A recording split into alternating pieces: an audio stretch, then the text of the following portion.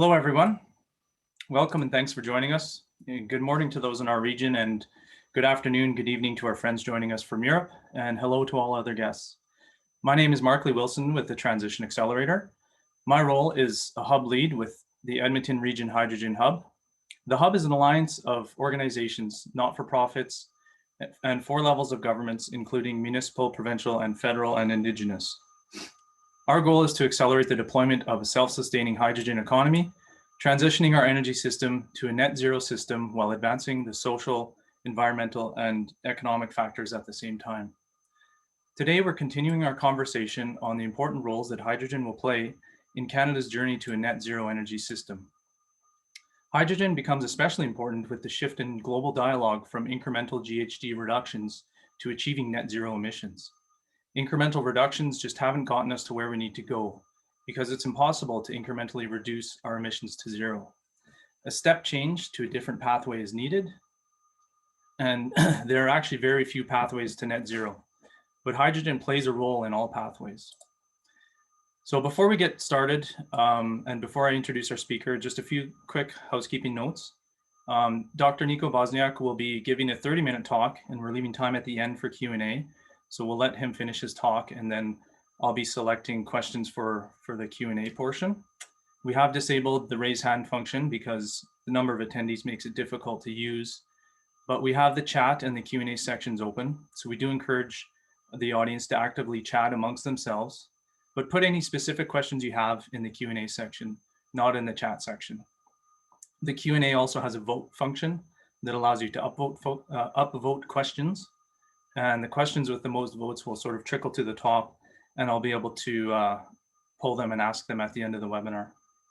We do also have a few Transition Accelerator staff on the call in the chat rooms. So if you see answers or comments from Chris Bailey, Adnan Khan, or Hamid Rahmanafard, it's coming from a team member with deep knowledge in the area. A final note, we are recording this webinar, and we will be posting it along with the slides to the Edmonton Region Hydrogen Hub YouTube channel, as well as the website, which is www.erh2.ca. So on to the webinar topic. I'll just provide a little bit of context to help get us going. So one of the difficulties with using hydrogen as an energy carrier is that it's a very low density gas and therefore is much more difficult to move and store than liquids, especially in small quantities. Pipeline transportation of hydrogen at scale offers an economic solution to this, but pipeline construction requires large amounts of capital and has an asset life measured in decades. So this necessitates strategic thinking about our future energy system in order to optimally build out the infrastructure to support it, beginning with the end in mind. So to that end, we're going to hear about how 23 organizations in Europe are coming together to plan a pan-European dedicated hydrogen transport infrastructure system to cost-effectively decarbonize the European economy. So I'm happy to introduce Dr. Nico Bosniak, Head of Communications and Energy Policy at Open Grid Europe, one of the 23 organizations. Dr. Bosniak has a Master's of Science from the London School of Economics, a PhD from University of Erfurt, as well as an executive MBA from Quantic School of Business. Before his current role, he has been a legislative advisor, energy policy manager, and head of regulatory and public affairs. So I'm looking forward to the insights we can gain from this talk. Dr. Bosniak, please take it away. Yes, thank you very much, Mark. Thank you for having me. Thank you for the warm introduction. Good morning to everybody overseas, or as you said, Mark, to everybody here joining us in Europe. I'm going to go ahead and try to share my screen. Did work in a trial run, but I'm pretty confident it's going to work now as well. Yeah, hope everybody's seeing the screen. Right, so again, my name is Nico Bosniak. Thanks again for the introduction, Mark. I'm going to be talking about the European hydrogen backbone today. And well, to get started, maybe a word on OGE. We are a gas transmission system operator and were founded, or well, I should say unbundled better, in 2004. We're about 1,500 employees and are headquartered in Essen. well, we operate a total gas network of a network of about 12,000 kilometers. And as you can see, with 27 compressor stations and 17 border crossing points, as well as about 650 terawatt hours of methane exit capacity, we're definitely also one of the largest in Europe. So what is the agenda today? I brought this picture to exemplify. We are going to look at what is our vision, what is our goal as European TSOs in bringing about the hydrogen economy. We're going to look at how we're planning the way to get there, and also we're going to look at real quick what is the starting point, like where are we coming from in order to make it our vision of a European hydrogen backbone. So what was our starting point? Forgive me, another picture here. Well, we didn't have a very good view of what was ahead of us, so to say. We kept talking about wanting to transform our asset from a methane grid essentially to a hydrogen grid, but we didn't really know what was it going to look like and what was the road going to be ahead of it. And very much connected with this vision is the central question, and the central question for us as a group was, is the cost of hydrogen transport via pipeline prohibitive, or is it not? Because talking about hydrogen transport, you get very interesting statements on how expensive it's going to be, from super cheap to, as I said, prohibitively expensive, so expensive that it wouldn't even make sense to transport hydrogen via pipeline. So we set out to solve this question. Now, who did we team up with? Mark was already mentioning 23 organizations. You can see them here in a little more detail. And I should also mention, we have set this up in two stages, so to say. So we started this endeavor in 2020 with 11 European gas TSOs, covering about 10 countries, so 9 EU member states and Switzerland. You can see them here in the light green. So, from Spain to Sweden, here, Italy to the Netherlands and Belgium, as well as Germany, of course, and Czech Republic. So not for gas that join us from there. We started out what we called the European Hydrogen Backbone, now the version 1.0, so to say. And we just recently, in April 2021, updated this. I think we made a pretty good public impact with our first vision, and so more countries and fellow TSOs wanted to join us in broadening the backbone and giving it a wider perspective. So now we're indeed 23 European TSOs, and we're covering 21 countries, so 19 EU member states plus the UK and Switzerland.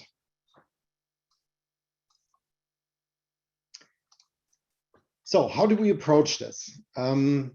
Well, we basically looked up our map and we first of all started to identify centers of possible hydrogen production and demand. So we said, where are projects going on, where are steel mills, large industrial complexes, where there's likely a need of hydrogen in the future, and where is the likely centers of production in order to produce the hydrogen needed.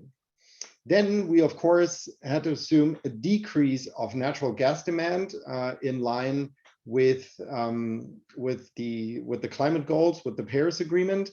So, and that led us basically to the point of being able to identify available pipelines that we could then repurpose for hydrogen in order to connect the centers of production and demand.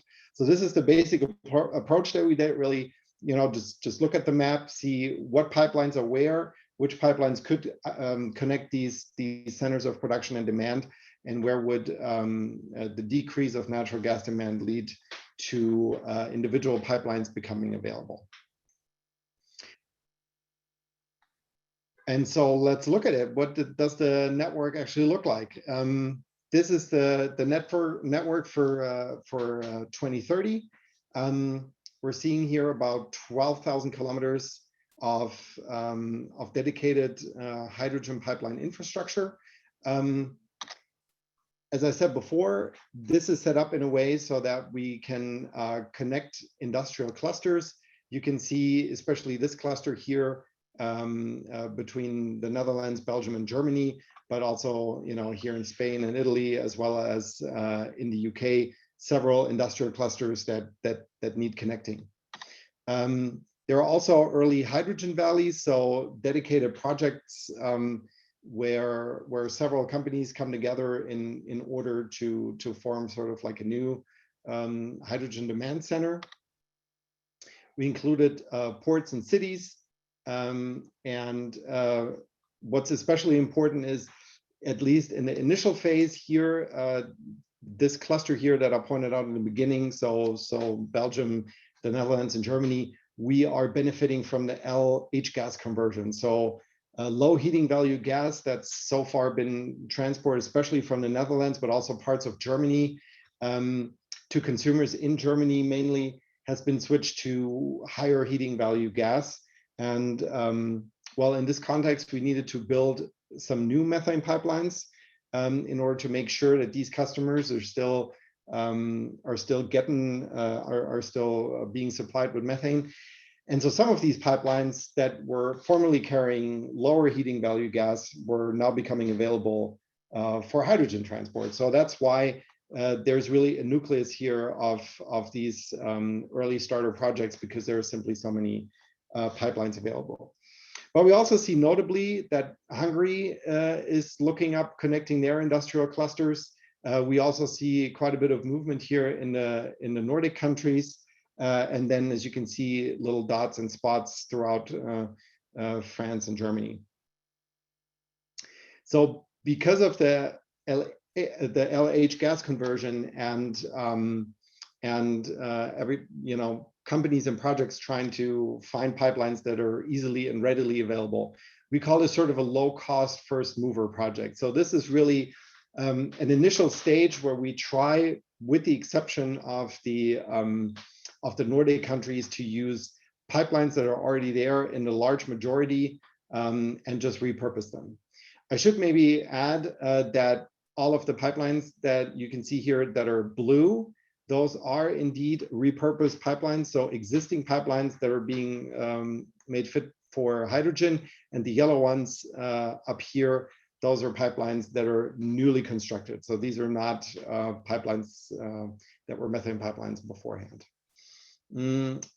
So indeed, by 2030, we really have to get it going with what we can work with at that point, but still able to manage building up about 12,000 kilometers of backbone.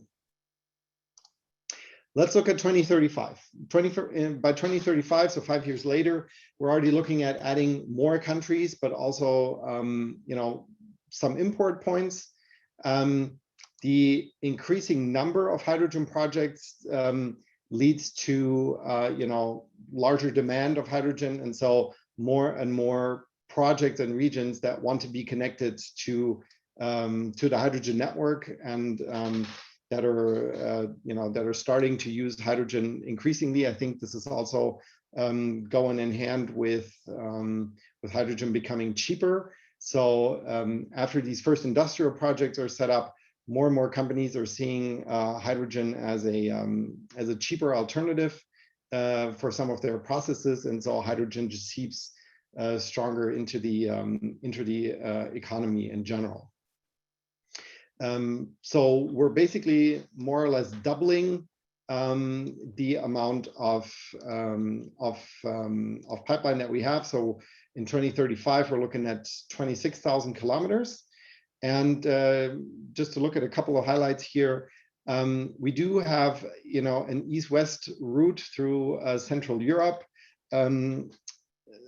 especially connecting Ukraine here at this point, through Slovakia and the Czech Republic to Central Europe, so mainly Germany.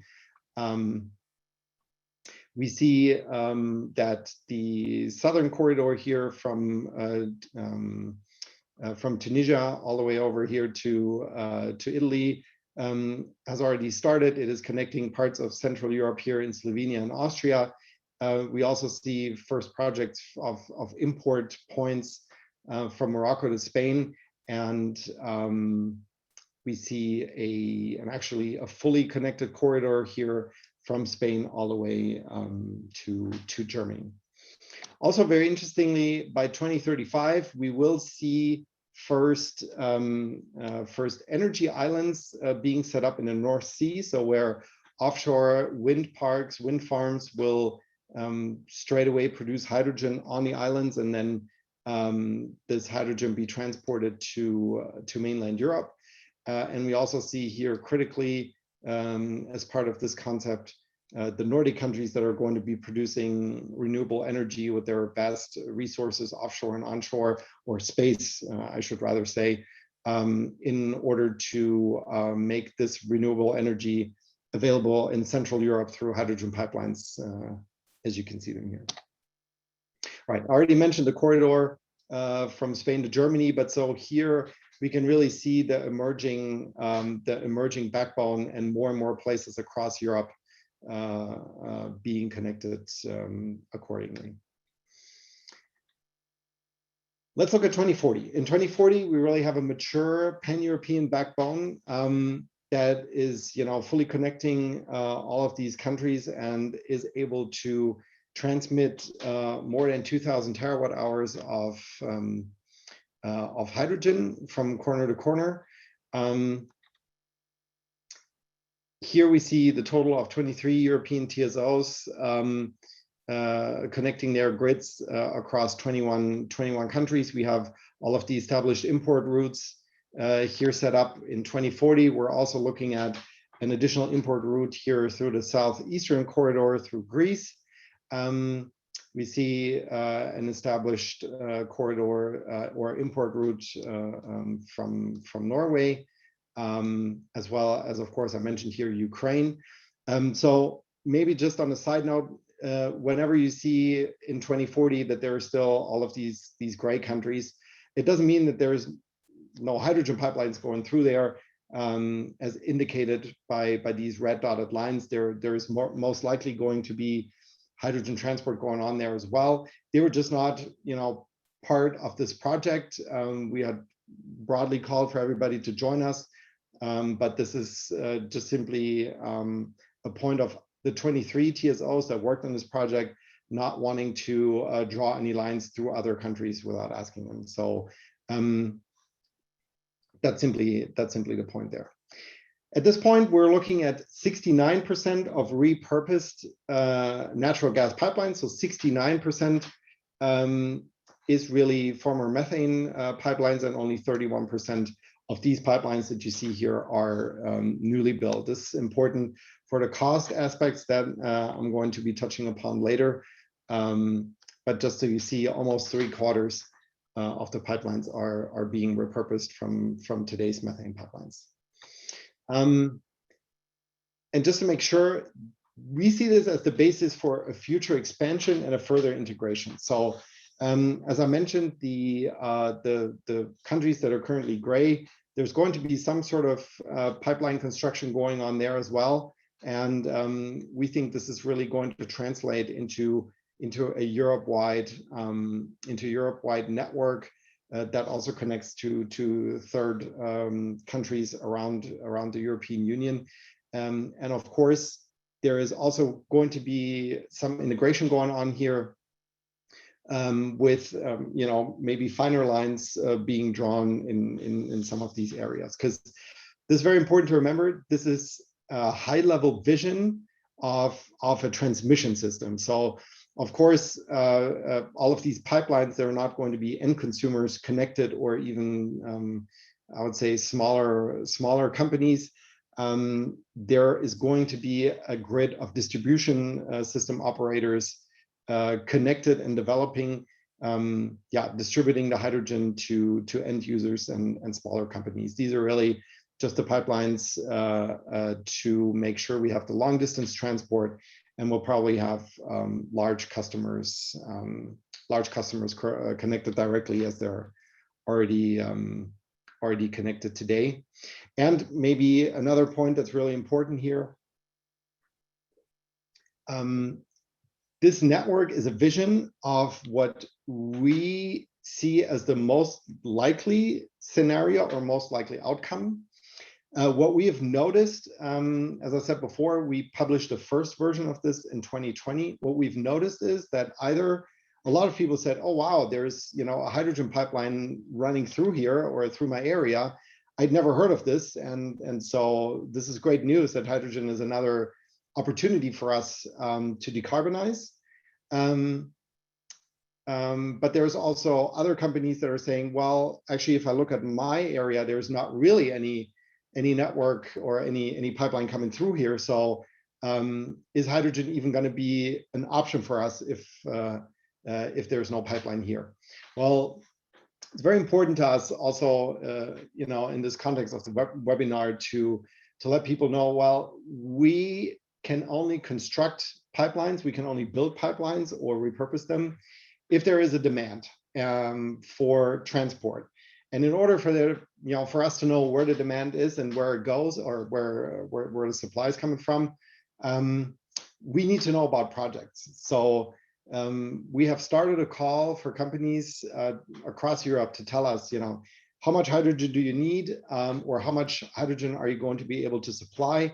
Where is this going to be, and where does it need to be transported to? So we are most likely going to be adjusting this on a regular basis. And this is most likely not going to be the final version of what it's going to look like. It is going to look different insofar as that we're going to take into consideration everybody's suggestions of where supply and demand is coming from. So again, this is not set in stone. This is a vision, and it can only get better with input from companies using our services and our grid. Now, what about the cost? Already touched upon this shortly. Let's go into more detail here. Remember, the initial question was, is it going to be prohibitive? And the cost, the relative cost of transporting hydrogen, as we found out in this study, is going to be approximately 16 euro cents per kilogram of hydrogen per 1,000 kilometers. I'm going to go into more details of how we derived this number, of how we got here. But most importantly for us is that is not a prohibitive tariff. If you consider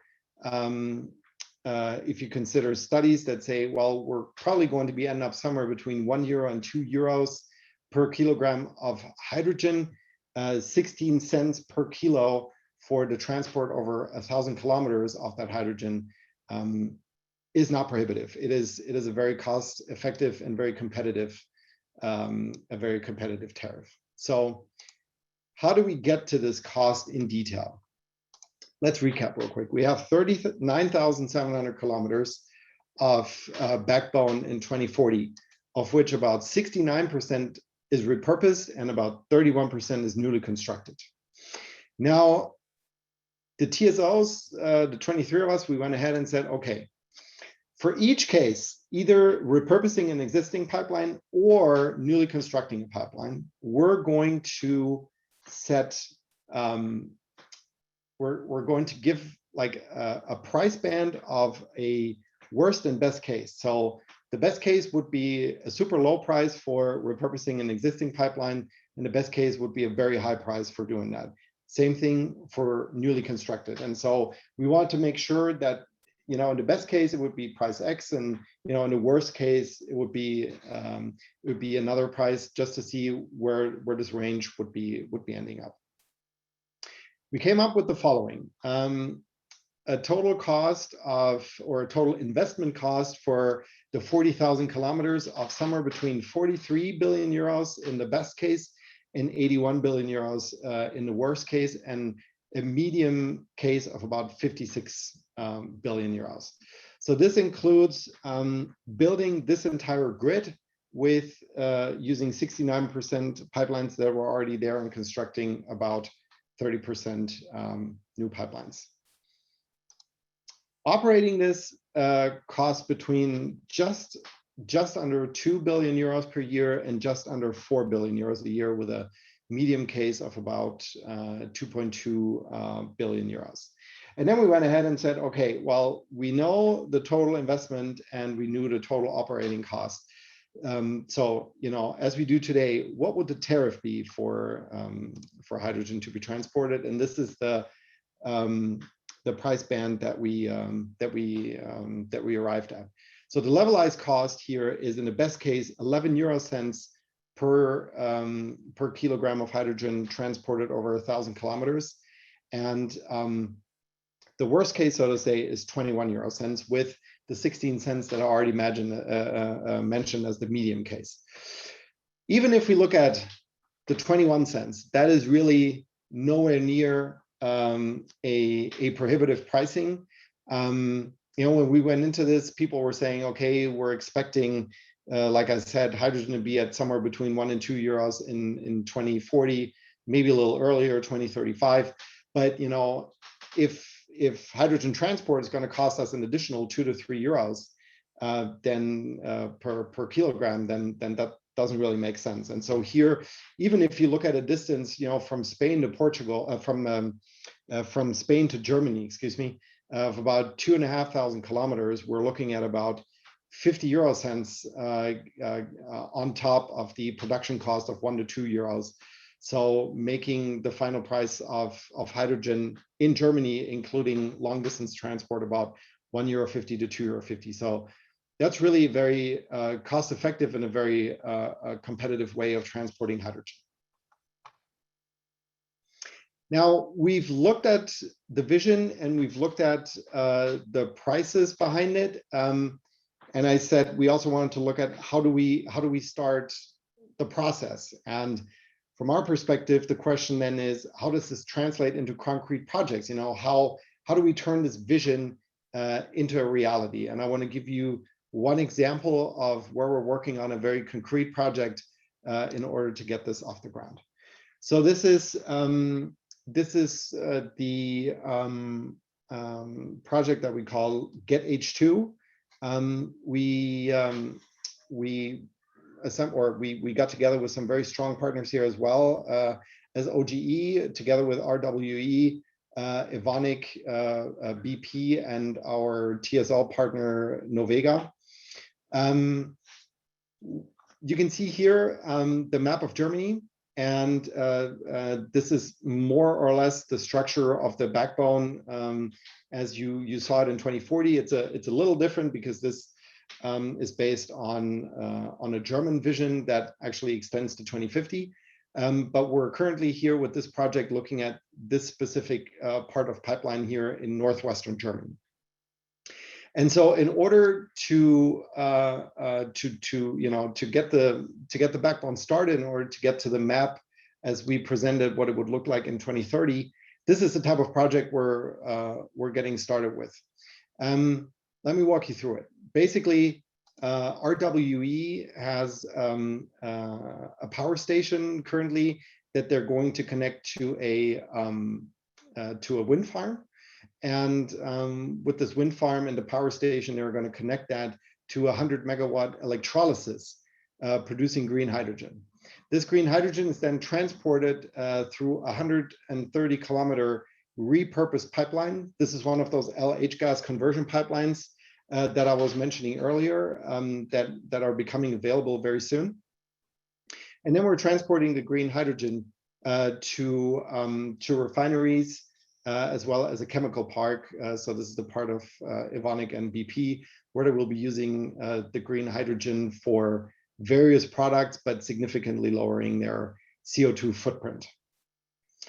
And this is currently set in a way that we're going to be able to start this project and really start producing and transporting the hydrogen by 2024. So I would say this is one of the front-runner projects, even in all of Europe. There's only a few other ones that are as mature as this one, and this is how we intend to get dedicated hydrogen infrastructure started in our grid. Maybe I should also mention this is going to translate into an even bigger project with a steel mill being connected in 2030 So this is easily scalable into a much larger project. Now, what is missing for us to actually go ahead also on this project? Well, as always, it's the regulatory framework that's still missing. And here, I mean specifically the European regulatory framework. On a European level, we still don't have the network codes for us as TSOs to go ahead and actually repurpose pipelines, build hydrogen pipelines, and operate these hydrogen pipelines. So there's still there's still the whole regulatory basis missing. I did put here in parentheses that for Germany, there's a check mark for now, because the German parliament just 2 weeks ago passed a law that would indeed enable us within Germany to operate hydrogen pipelines. So from a legal point of view, in Germany, we're set. We do have a framework and we can get started for now. But, and this is true for Germany as well as the European level, there is still no viable financing option.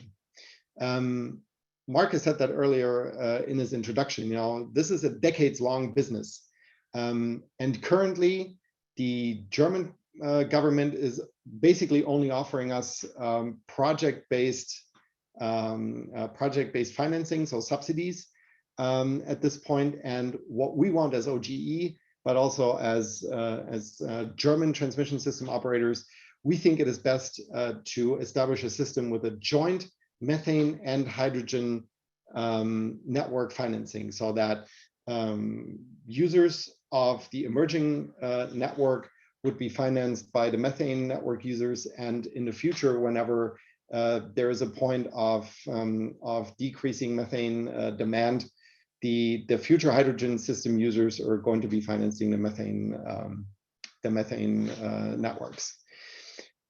Maybe one last point on the financing, and just to make the picture a little clearer here for you. I think right now in Germany, we're at a point where, you know, we're sitting in a car and the German government has just, you know, paved the way for us to get started on building hydrogen pipelines and to operate them. And the traffic light is green and we're all set to go.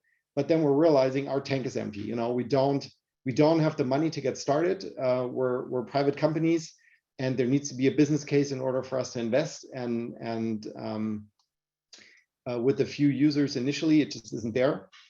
And now the government basically is coming up to us and says, okay, you know, we have this backup tank of, you know, maybe a gallon or two, that emergency tank that you could use to get started. But, you know, as we said, we're a decades-long business, so we would start driving without knowing where's the next gas station, or where you know, where could we get gas next.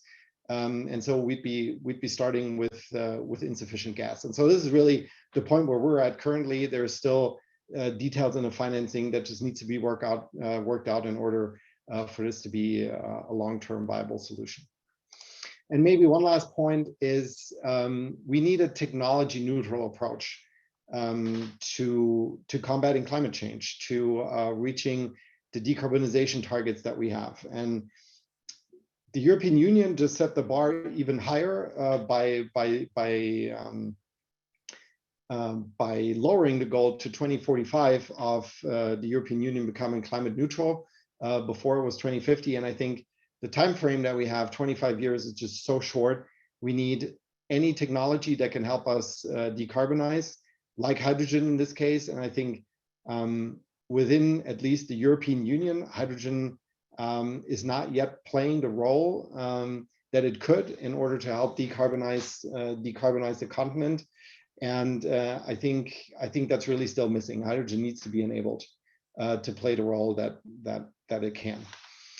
And well, with this, I'm approaching the end of my presentation. I'm very much looking forward to the discussion. I have not been able to see what kind of questions came up in the chat, but I'm very, very curious to see. I'll be sharing this presentation, or Mark Better will be sharing this presentation afterwards. Feel free to contact me if you have any follow-up questions after this webinar. And yeah, looking forward to our discussion now. Thanks, Dr. Bosniak, for that great presentation. I have been monitoring the chat and the Q&A. There's 36 questions right now in the Q&A, which I don't think we'll have time to get through all of them, but some really, really good questions. Maybe I'll try and group a few of them together, and we'll go from there. So one of the top questions, or one of the themes of the top questions is this repurposing of pipelines. Can you comment at all on, so you did comment on the cost a little bit, but maybe I wonder if you could comment on sort of the repurposing process, whether it's to verify existing steel pipelines, what that verification process is, or is it something more along the lines of adding a liner or adding a coating or doing something else physically to the pipeline? Mm-hmm. I can do that.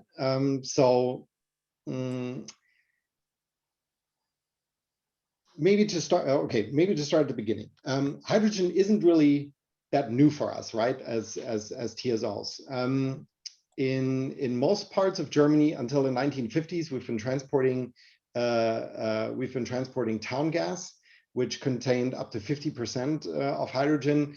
In East Germany, this town gas was being transported until the 90s even. So it's not like we're coming to a whole entire new process or to a new gas that we're transporting. There has actually been hydrogen in our pipelines for quite a while in the past. So some of these pipelines are naturally still from back in the days. Others are new. So there is, of course, a certain amount of scrutiny that we put into the steel that we've used. Although by and large, the steel isn't really that big of a problem. Methane itself also causes embrittlement. So this is also not a new development for us. Sure, hydrogen as a particle is much smaller, so the embrittlement is a little bit faster, but we're monitoring constantly for embrittlement, and like I said, this is really nothing new. We need to be checking on this in more detail, but or with more scrutiny than before maybe. But looking at our pipeline system, we've run an internal program of making sure that our entire network is fit for hydrogen, and the steel really isn't really that big of a problem. That is really something we have under control. What we do need to change is, pressure stations, valves, all sorts of little mechanical things that we need to operate. And of course, whenever you have a valve or something, or screws that you need to be, screwing back and forth. That is always the point where most of the methane emits, or hydrogen could be leaking at that point. So that's really something where hydrogen can penetrate easier, and that's often something we need to exchange. Up to 10%, if we're talking about blending right now, up to 10% of blending. That can be done basically with the pipelines we currently have and the valves and the systems that are attached to it. Another matter is compressor stations. It's the turbine of the compressor station, because of course we use the methane that is in our pipelines in order to power them. But these compressor stations, they do not tolerate more than really 2% of hydrogen. So when you look at the repurposing, the compressor stations are really one of the biggest deals here, because you cannot just change the turbine. Basically, you have to buy a new compressor, and that's one of the main cost drivers for us, because we will not be able, or we're not going to be operating the hydrogen grid the same way we were operating the methane grid.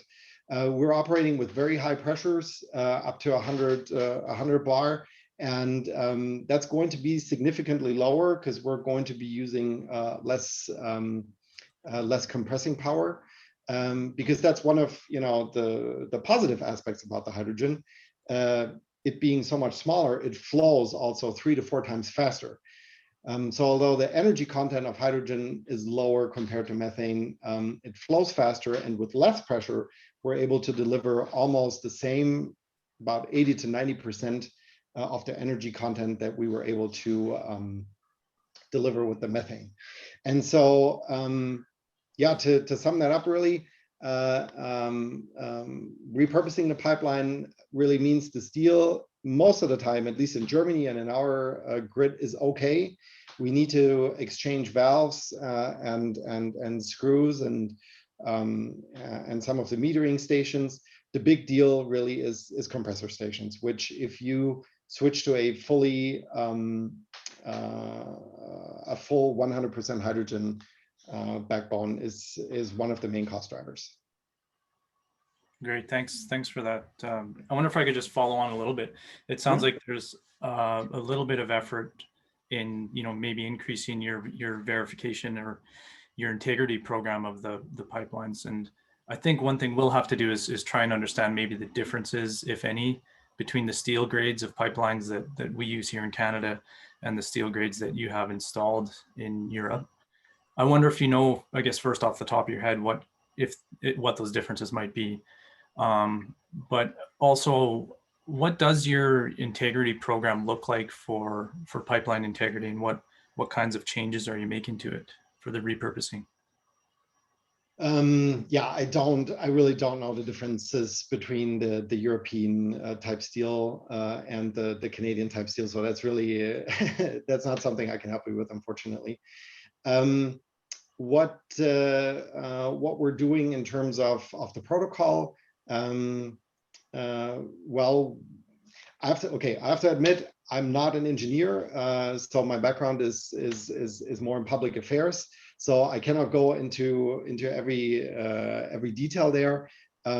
What we're doing is we're looking at efficiency from an operational point of view. How can we get our protocols transferred from a methane world onto the hydrogen world? From a technical point of view, of course, as always, security comes first. That's our main concern, and our main focus is that we operate pipelines that are safe and secure for everybody. What we're going to do is we're going to be looking at using new monitoring devices. We're going to be using pigs a lot, sending them through the pipelines. We're just going to have to be checking on the valves and how much hydrogen is being emitted there, and so on. So we have set up a whole team just on protocols relating to hydrogen infrastructure security. But maybe just to take a step back again, at this point, we're not yet operating them, right? So we have only just 2 weeks ago gotten the green light from a regulatory perspective and a legal perspective that we can go ahead now. But yeah, a lot of this is going to be putting all of the research and preparation that we've done into actual practice. For example, on this project that I showed you, Get H2. So yeah, there's going to be a learning curve for sure, but yeah, I can assure you that we'll be able to be transporting hydrogen 100% or securely as methane today. Pipeline transport is one of the safest way to transport any chemical or energy feedstock, and that should be no different for hydrogen. Yeah, I totally agree. Great, thanks. I was going to maybe save this question for last, but just in case it leads into a large discussion. But what, I guess I want to probe into sort of your lessons learned and what the process and what the journey was to get you to where you are, and maybe recommendations for Canada. But we could maybe tease those insights out. But so I guess specifically, how did this all start for? How did the backbone start? How did you muster support? Who was driving it? Was there political will to start? Did political will have to come in after? Was it one of the partner companies that was driving it? How did you get regulatory bodies involved and engaged with the discussion? And just sort of what did that whole journey of sort of gaining momentum look like? Right. So I think, of course, I mean, the starting point is, first of all, realizing that hydrogen is the future. I guess that is sort of the first hurdle that a lot of these TSOs had to take, including us. You know, if you look at the climate neutrality goals, it just basically means there is going to be zero methane at the latest in 2050. And you know, we're companies that today are transporting 100% methane or 99%. And so the incentive to switch to hydrogen, it took a little while, I would say, for us gas TSOs, but we're finally there. And so within Europe, but also within our respective countries, we've started talking about this. We've started talking to policymakers, decision makers, and saying, you know, hydrogen has a future, or hydrogen is a viable future for our methane grids. And you know, we've been trying to underscore this with studies, you know, with technical probes saying, you know, we can repurpose pipelines and so on. But what was really missing, as I mentioned, I think in the beginning, is the vision, right? So you need to make it tangible for people. They need to be able to look at this map and say, wow, you know, hydrogen is happening. So people have been thinking about this. There's a clear path forward here at this point. That was missing. And also the question that I was addressing in my presentation is, how expensive was it going to be? Of course, as TSOs, you know, we've been talking to policymakers saying it's going to be as cheap as methane transport today, but you know, you need to prove it. So that was our incentive here. And I'm not sure if people have, or participants have been seeing this. My boss, Daniel Mutman, was actually the one who was advertised to give this presentation. He is currently sick, so I'm filling in for him today. But in any case, Daniel is the one who got this started. I'm not sure he would be putting it this way as well, but he was the one who had the original idea and put basically this idea on a PowerPoint and presented it to the original 11 TSOs that started this. So it needs somebody, you know, somebody needs to go and say, look, let's create this vision. Let's look at what pipelines do we have that we can convert to hydrogen and make this tangible.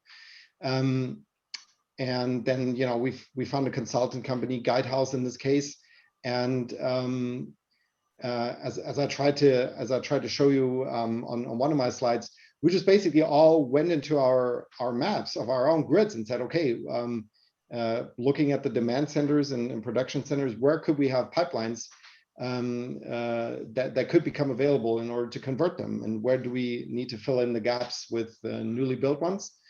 And this was really a process of several months. And it was also an interesting process converging with our European, you know, partners and friends on what was it actually going to be costing, you know.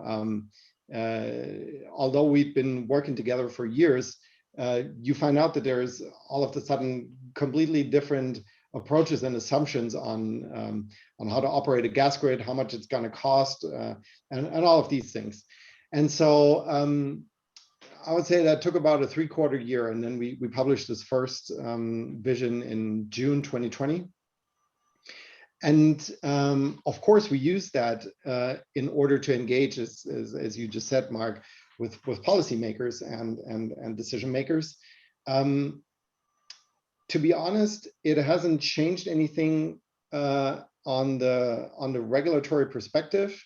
Because we're still waiting for the European regulatory framework that is set to be presented at the end of the year. The European Commission wants to present a legal package on this. So until now, we've not really received the framework, but we've been able to put these numbers forward that we're expecting this backbone is going to cost. And I think the dynamic of what can develop whenever you present a vision like this.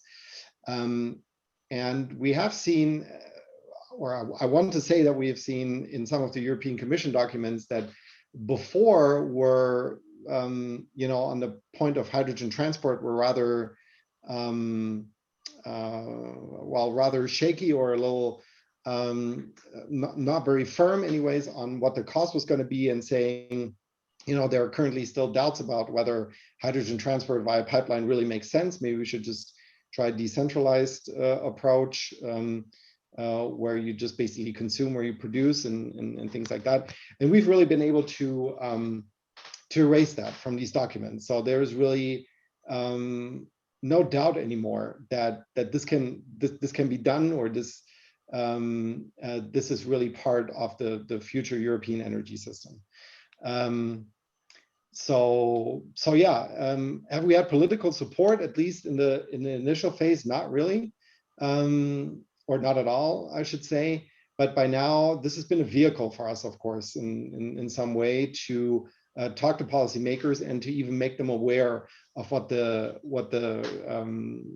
gas networks in Europe are able to contribute to decarbonizing. And so, yeah, so there's been a very good vehicle at the last, at the update we presented last in April 2021. The European Commissioner even came and attended. So I think we did make an impact, and we did give policymakers, I think, a very good picture of what we're about. So yeah, I'll leave it at that. I hope that answers the question. No, that's great. That's great insight to sort of hear about your journey and where it's at, for sure. I will say, I think a lot of our audience is very technical, so we do have a lot of technical questions. Right. I'll try and steer a little bit away from them, but maybe just following on to your last comment about distributed, versus a connected grid. Sort of what were the driving factors in having that conversation? Like, what's the motivation for having a connected transmission grid versus distributed individual valleys or whatever? Was it yeah, I guess I'll just leave it there and let you answer. Okay.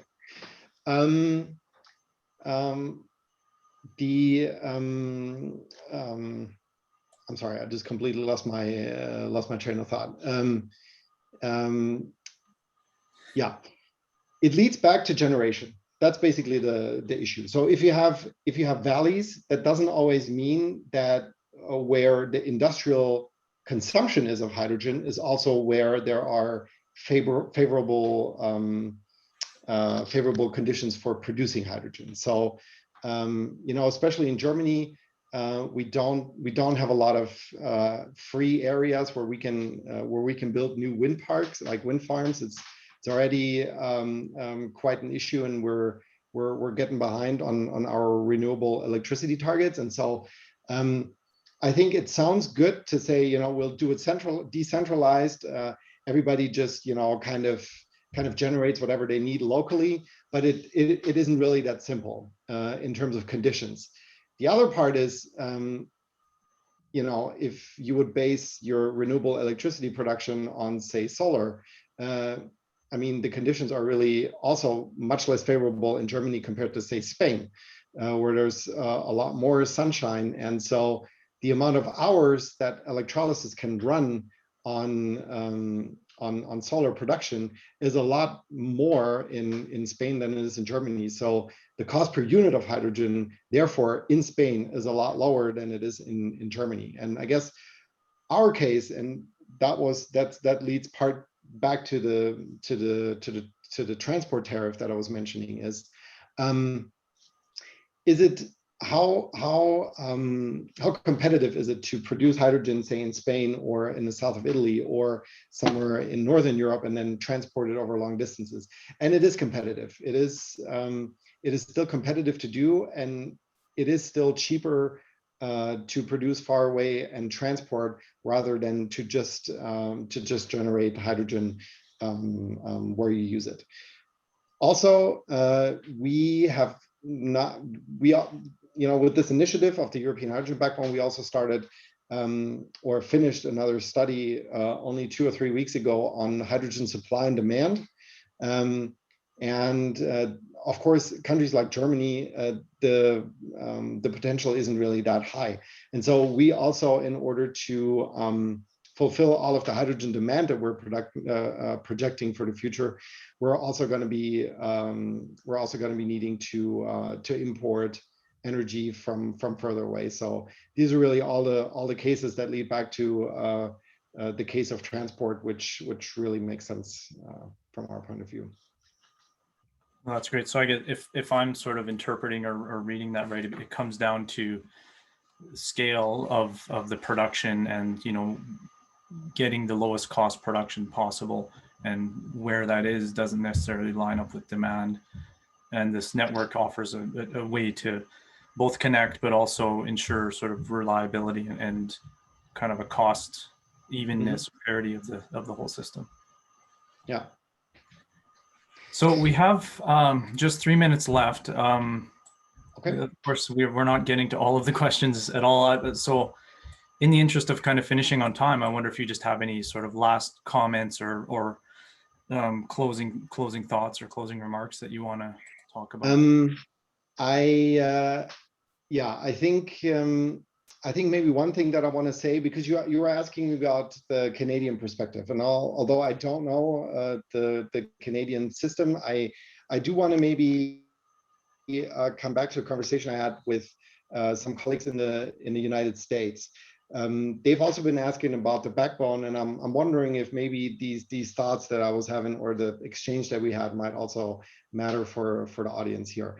I think what is a very crucial point of information is that in Europe, sometimes we say, okay, we have one pipeline running from A to B, but that really means we call it one pipeline in our system, but it's really 4 separate pipes laying next to each other. Because back in the days, it was often cheaper and also more stable for the entire system if you just added a pipeline to the ones that are already underground. And so this is, of course, a great advantage that we have in Europe.